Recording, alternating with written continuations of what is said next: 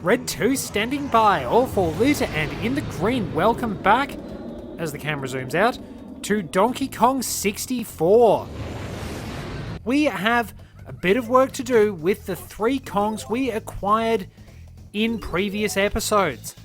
We'll have to grab a few things along the way, but we do have plenty of coins. If you pay attention, Tiny has 14 coins, thanks to grabbing all those... I'm not exactly sure what the correct term for them is, but basically the multicolour coins. I think that's what I'm going to be calling them from now on.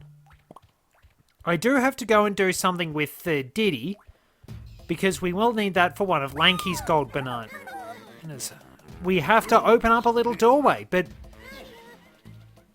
today I'm going to be spending a bit more time discussing the Donkey Kong series. Basically, as I said, I don't really have a lot of experience with it. It's mostly Donkey Kong Country, this game, and Tropical Freeze. So a little bit unusual, and even then, the major experience I have with Donkey Kong Country is actually the Game Boy Color version. It's kind of an unusual one. The Game Boy Color was fairly impressive. At least that version of the game anyway. We already knew that the series could function quite well on handheld consoles because, basically, Cranky Kong, according to the story of Donkey Kong Land, it was basically a bet Cranky had that DK and Diddy would never be able to get their adventure done on an 8-bit system. So, we got Donkey Kong Land 1, 2, and 3 out of it. Donkey Kong Land had its own little spin on things. There we are. We don't get anything special for collecting all 100 bananas with a Kong. Let's get back to Tiny and we'll continue on our merry way. So Donkey Kong Land was basically it's just its own thing, really. Donkey Kong Land 2 and 3, on the other hand, do take a fair bit more from the from Donkey Kong Country 2 and 3, with very similar levels and ideas. Pop in and grab our firearm, but because we've gone to Frantic Factory, we've got the usual spiel there, we will actually have an upgrade. So, the feather bow. So there's all that, and... Now, take a look at this ammo belt, Tiny. All you Kong dudes get to carry more ammo for just 3 coins. I take it you're up for it? Deal like that, how can we refuse? We get ammo belt 1. Okay, Tiny, you're now maxed out at 100 shots. So, pretty handy. We've buffed our ammunition total, and... if I want, I can go and visit Cranky and get Tiny's next move, which is probably a good idea.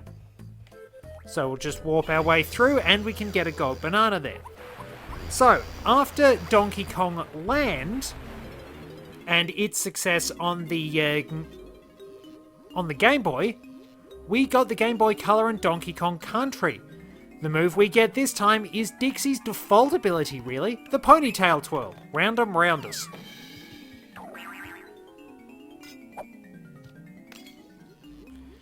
Time to do something with that silly hair of yours, Tiny, and use it to extend your feeble jumping skills. Press A to jump and then press and hold A again while in the air. Go on, give it a twirl. Clear off and start doing something useful.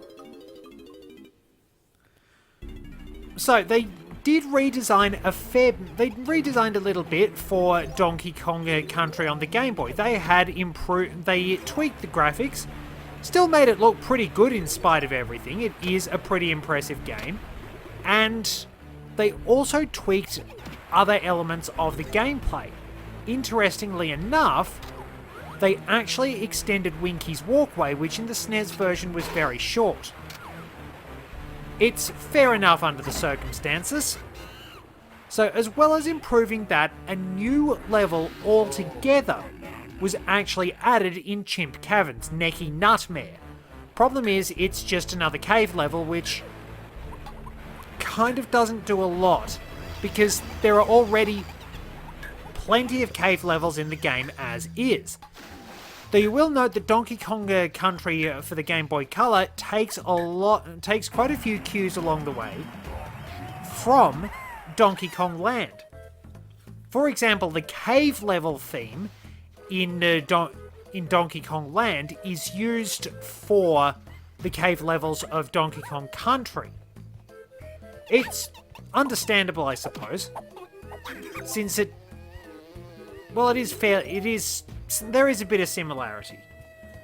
But other things are switched around along the way. There are slight variations on each one. There's a new forest theme, for example. And some of the music, I think it's...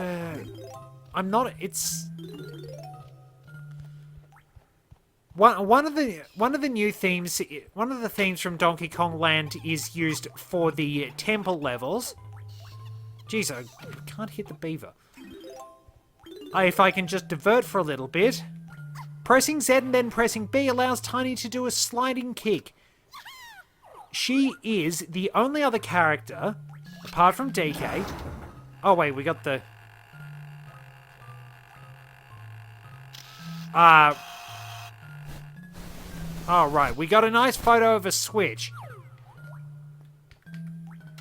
There we are, that's what I want to do. But yeah, we'll be able to take photos of the banana fairies in due course. Welcome to bonus stage. But we have a bonus game, Splish Splash Salvage.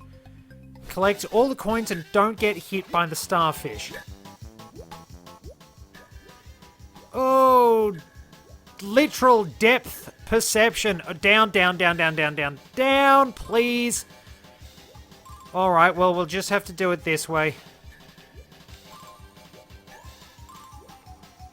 Alrighty, so now we need to go up and around the walls here.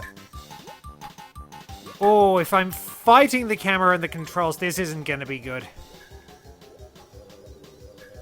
Alright, dive, dive, dive, dive.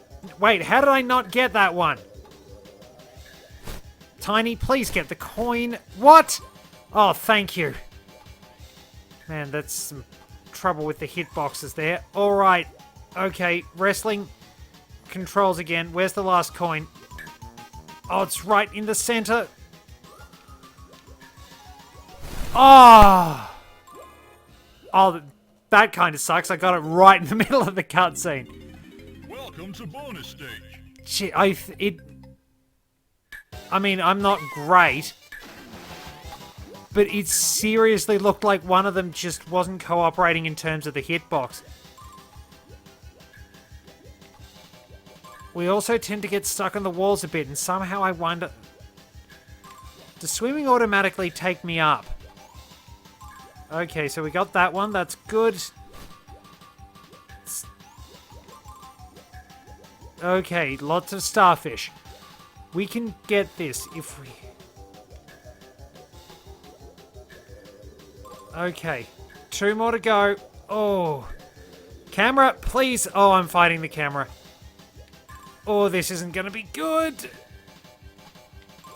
There we are.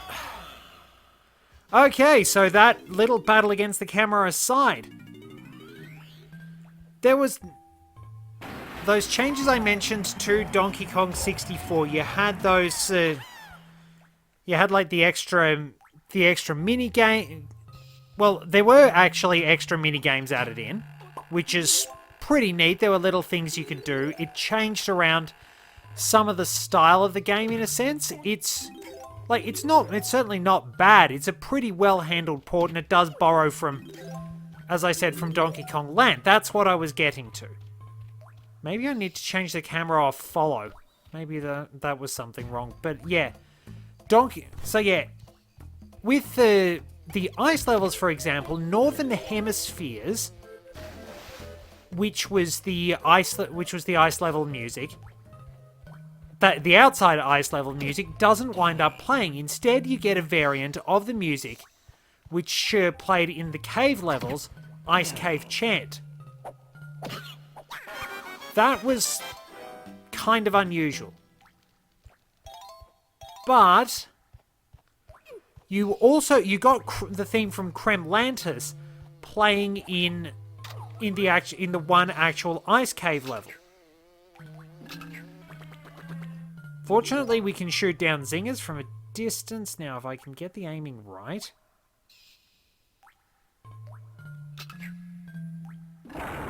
Alright, that's not bad. And that one.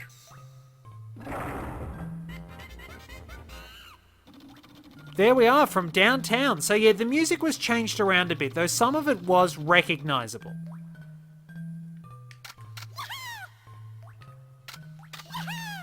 That's what I'm trying to do. I shouldn't be using the C-stick for the camera. But, so we've got a different area. We can now take the 5 banana port. When we get the opportunity, and we'll have to mess around with Chunky, but he needs to get a few bananas as well. He'll need to get a few bananas. He'll need to get his potions. And we only have 10 crystal coconuts too. Use the ponytail twirl and miss the stump completely because we're fighting the camera.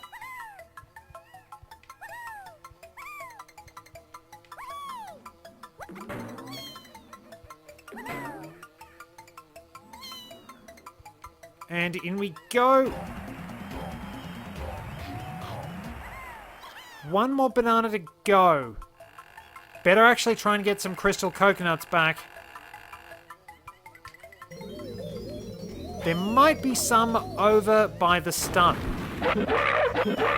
Yep, we got a few clusters of crystal coconuts, a lovely bunch of coconuts.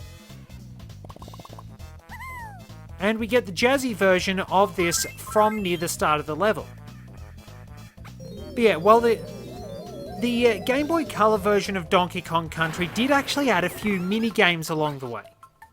There were some interesting little mini-games you could play. You had, I think there was a fishing one, a couple of others that I can't remember because it's been a long time. But you could also use the Game Boy printer in order to print out various stickers you found. You would have to locate green banana bunches. There was one of these in each world. You revealed the stickers by using DK's hand slap, which was probably one of the few things you'd actually use it for. Though interestingly, in the Japanese version of the game, when it was released there, you could actually kill the rock crocs by using DK's hand slap. That was thankfully quite useful. While they were curled up, the hand slap would wipe them out. Something handy to remember, but of course only in the Japanese version, which is a bit bothersome for the rest of us. So you had a few little touches like that. Have we got...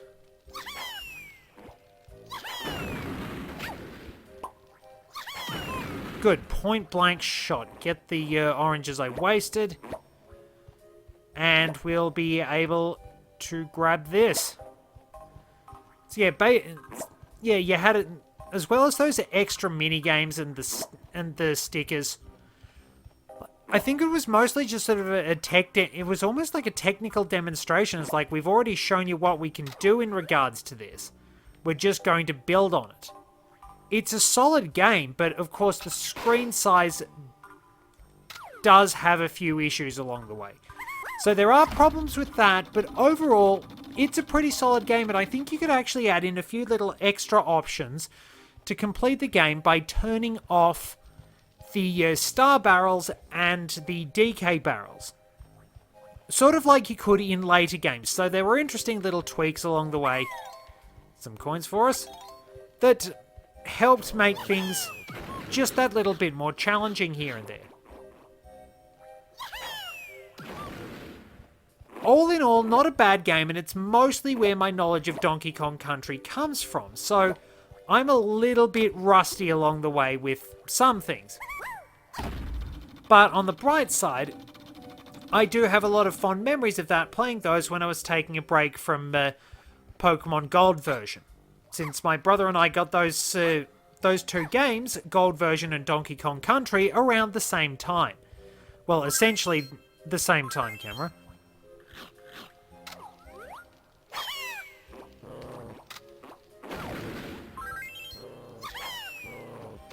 There we are, nice little curveball. There will always be a lot of fond memories of that game, even if Donkey Kong Country kind of has its flaws.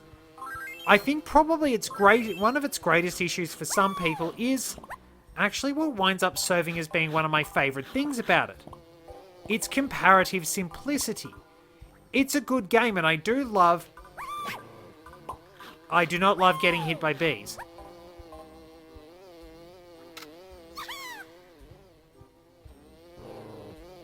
Especially not giant bees. Where's the bee? Well, technically it's a wasp. So yeah, nobody likes getting hurt by giant wasps, even less than bees. Where's the health? Yeah, it's... Ah. We get some extra film.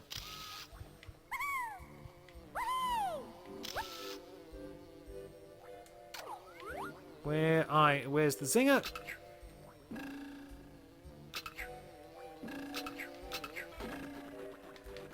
There we go. Might as well pick up the health, get ourselves topped up, and away we go.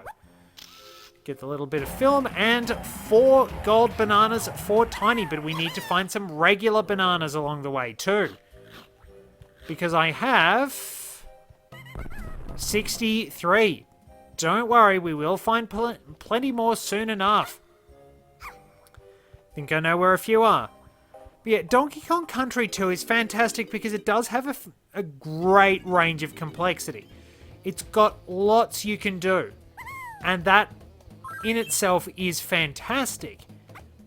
I do just admire the simplicity of the first Donkey Kong Country because you don't need to do anything fancy to get 100% completion in it. Well, 101% completion. I mean, you obviously do need to find everything, like, just like the old days. Oh, wait, hang on. Gate disappears.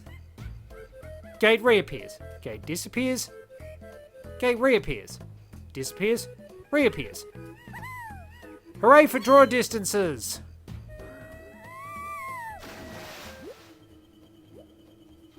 Anyhow, we can continue on our merry way and start to get towards some more bananas for Tiny. So I obviously do like Donkey Kong Country 2, even though I like 2 and 3. I haven't played them heaps and heaps, I'm going to be honest. But I just feel that there is something about this game.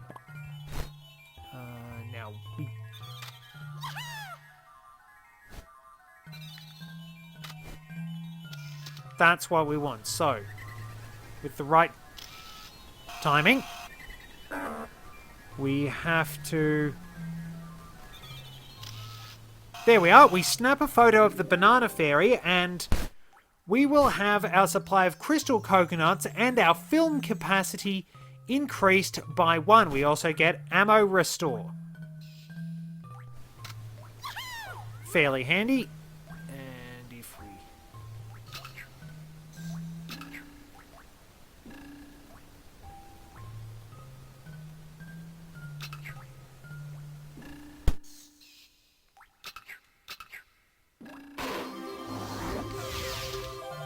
Why does it keep doing that?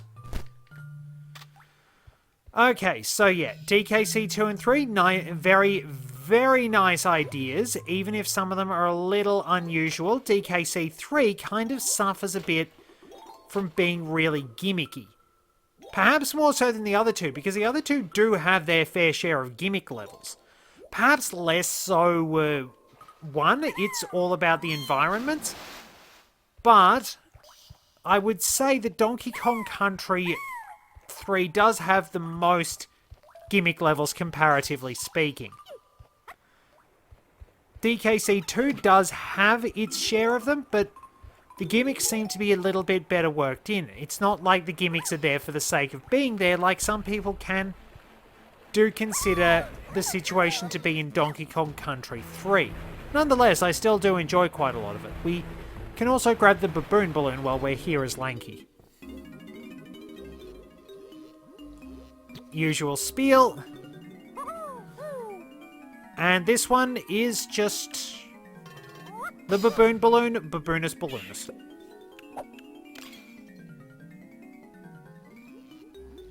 You'll have a swell time with this one, Lanky. Float around in the air for a while by finding my pad with your face on it and pressing Z to inflate. Press Z again if you want to deflate. I really can't see this being used for much, though. So yeah, it's kind of interesting, I suppose, to compare Donkey Kong Country 1, 2, and 3. I think probably the closest analogy I'd wind up having for them is that, in a sense, they're like a connection to the original Star Wars trilogy, which might seem strange for some of us. I'm not going to hit that switch yet because Lanky actually has some... Oh, right, we don't have our gun. I'd better go and get that. In which case, I will totally hit this switch.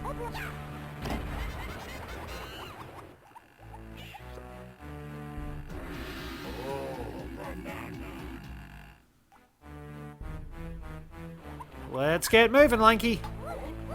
So yeah, as I said, I'd probably compare them to the original Star Wars trilogy. DKC is, of course, analogous to A New Hope. It's sort of out there, it's a really good idea, it does a lot of impressive things. It perhaps doesn't quite hold up as much for some people with the passage of time, but it is still nonetheless an incredibly enjoyable ride. Donkey Kong Country 2 is The Empire Strikes Back. It's widely considered the best one. It has a somewhat darker tone and it's a bit more challenging overall in its style and approach. I can sort of understand that, really. It's a very impressively done game with a lot of really good ideas and some things that sort of challenge us a bit. Although, I suppose you could probably compare... I don't know if you really could compare any of the characters to the Kongs, but... So I can't exactly see Donkey Kong being like Han Solo or anything like that. That would be a bit weird. So we've got the grape shooter. And just all the usual information. And away we go. So yeah, but just in tone, it's sort of that darker second entry that ultimately winds up being one of the strongest films in the overall series. Then you wind up having DKC3 as Return of the Jedi. It has a few quirky moments here and there, and it doesn't quite have the same tone as Empire. It's still, nonetheless, very good and definitely quite enjoyable on its own merits. Though I'd argue that... I don't know, I'd argue that DKC3 probably has a much, much weirder ending. Like, Return of the Jedi at least wraps things up, so maybe my analogy isn't quite as strong as I thought, but just on a sort of vague overall sense, you can perhaps make that comparison. Now let's get ourselves up here. At least, maybe that's just my weird way of looking at it. You obviously don't have to agree with me.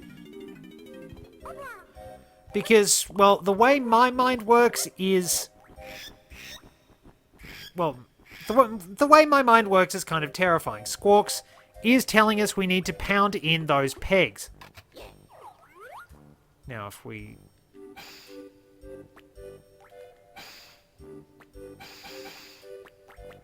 Oh, just too high, huh?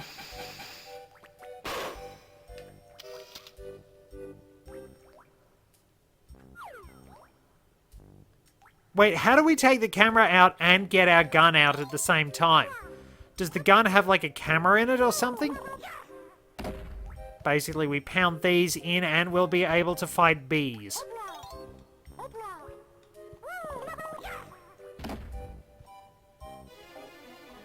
Yep, bees! Or wasps, more accurately. Bees is just a lot more fun to say. Now, if I... Oh, wait.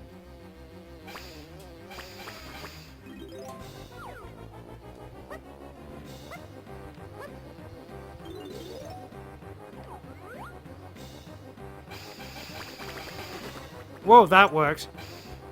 Did I hit it? No, I didn't hit any more of them.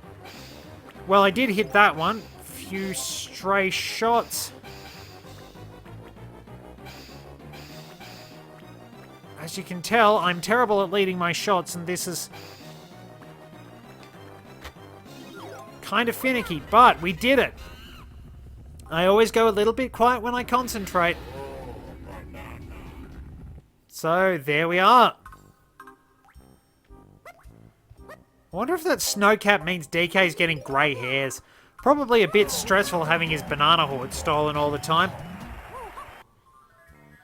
And there is our second banana fairy, which I think moves around a bit more readily.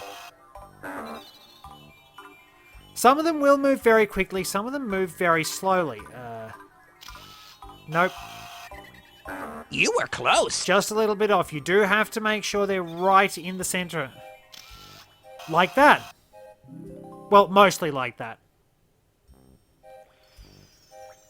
So yeah, we've had quite a few weird comparisons and discussions in this particular episode. But we'll probably just sort of focus on Lanky wandering around. Really, there's not a lot... not very far you have to go in order to complete things for Lanky, Tiny, and Chunky. We can at the very least wrap things up for Lanky. He has 48 bananas. We will need a few more along the way. We'll have to go back to the starting area to grab one of his, but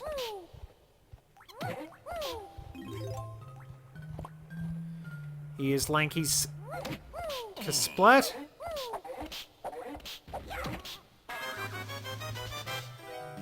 And there we go. Alright. There we are. That's that one defeated, and we'll be able to grab a few things with our orangutan.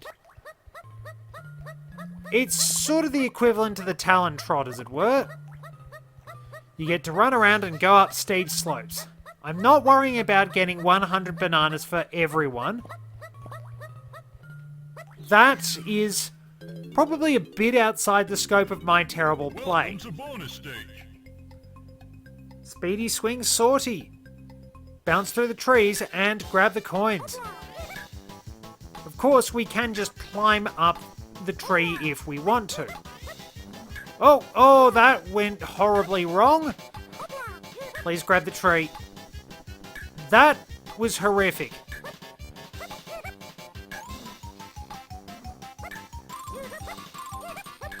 Thankfully, we automatically face the right way.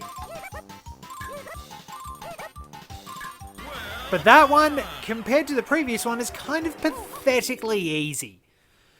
Which means that even somebody who's as crap as me can pull it off. So, I know where I can go and get 10 more bananas. That's... There we are. We will have our bananas, and then we will have everything we need from the start of the level. Chunky has to do things a little differently for his banana from the switch in this area.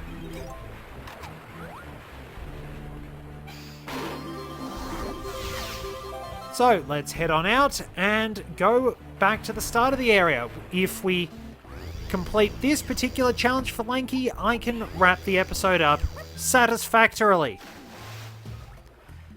So, I presume it's a very, very weird one. We've somehow gone into first-person mode. And I have... Whoops. Oh well, that is still handy for taking out enemies, as I said. Probably worth using it on stronger enemies that can't be taken down by normal attacks, at least not very easily. We're going to need a lot of bananas as the game goes on, because we will, of course, have higher costs for boss doors.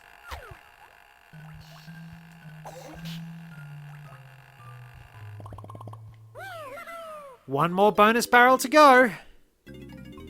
Welcome to bonus And stage. it's Mad Maze Mall. I love the music for this. We basically just get to run through a maze and take out enemies.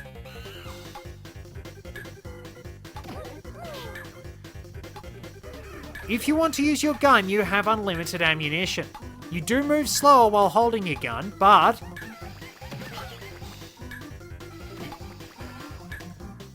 do we have unlimited grenades as well?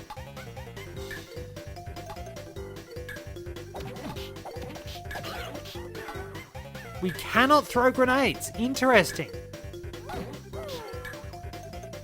But we can, on the other hand, use our gun. Not too bad.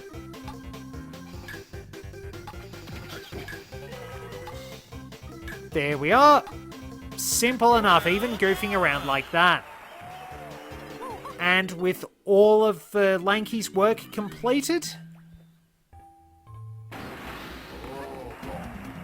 we can wrap up the episode. Thank you very much for joining me. Until next time, this is Red 2, returning to base.